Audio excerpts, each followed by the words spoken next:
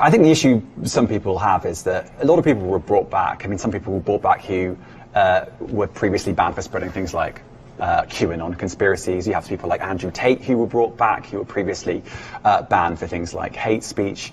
Do you think you prioritize freedom of speech over misinformation and hate speech? Well, hang on a second. You said you've seen more hateful content, but you can't name a single example, not even one. I'm not sure I've used that feed for the last 3 or 4 weeks. And then how did you see that hateful content? Because I've been using Twitter since you've taken it over for the last 6 months. Okay, so then you must have at some point seen for you hateful content. I'm asking for one example. Right. And you can't give a single one. And I'm saying... Then I say, sir, that you don't know what you're talking about. Really? Yes, because you can't give me a single example of hateful content, not even one tweet. And yet you claimed that the hateful content was high. Well... That's false. No, what I claimed... You just lied. What I claimed was... there are many organizations that say that that kind of information is on the rise. Now, whether it has on my feed or not, I mean, right, and literally you can look at something one. like the Strategic Dialogue Institute in the UK. They will say that. So look, people will say all sorts of nonsense. I'm literally asking for a single example, and you can't name one. Right, and as I already said, I don't use that feed. But then how would you know that? I don't think this is getting anywhere. You literally said you experienced more hateful content, and then couldn't name a single example. Right, and as I said, that's absurd. I haven't actually looked at that feed. Then how would you know there's hateful content? Because I'm saying that's what I saw a few weeks ago. I can't give you an exact example. Let's move on. We only have a certain amount of time. COVID misinformation. Amazing. This is absolutely absurd. No, I mean, really, is this a joke? Is it April Fool's? Because this guy was trained by BBC weeks on end to come and interview Elon Musk to ask him a very, very important and really hot topic question about hateful speech on Twitter.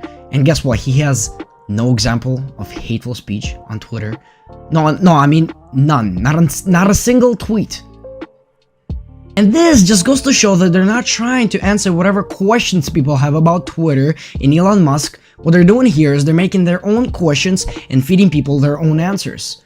What this interview really about is framing Elon Musk for allowing Andrew Tate back on the platform. And the reason why they don't present any examples of hateful speech on Twitter is because there is none.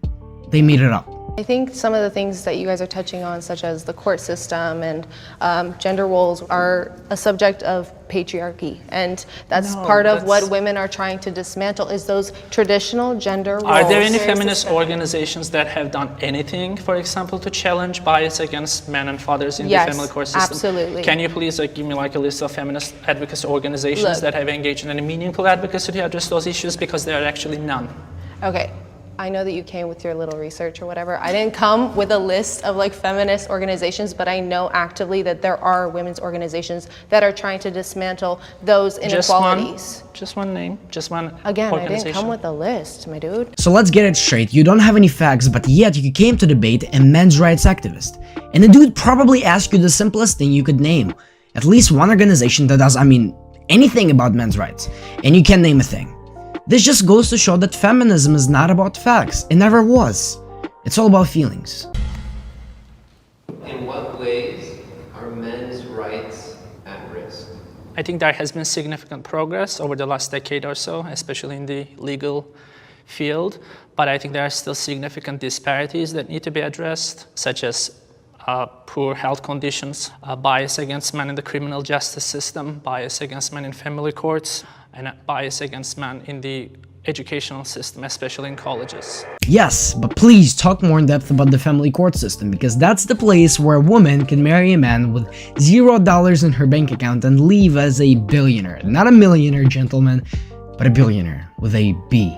So I'm currently in a 3-year long-term relationship, and I love the boy so much, and he has so much love for me. However, lately I've been thinking a lot about a boy from my gym who honestly probably doesn't even know I exist. I've been questioning my relationship as I don't think these feelings are normal. I don't know what to do, and I feel so guilty because my boyfriend loves me so much. I know he doesn't even look or think about other girls in the slightest. It would break my boyfriend's heart if I ended things, and so would mine. And he's my best friend who knows everything about my life and has been with me through some of my hardest times. Fellas, let's be honest. If she was to truly love her man, then she wouldn't even have those thoughts in the first place. Really, why would you enter a relationship if you're not sure you might fall for another guy? And if she truly thinks that, then I'm sorry, but there's only one place she belongs. She belongs to the streets.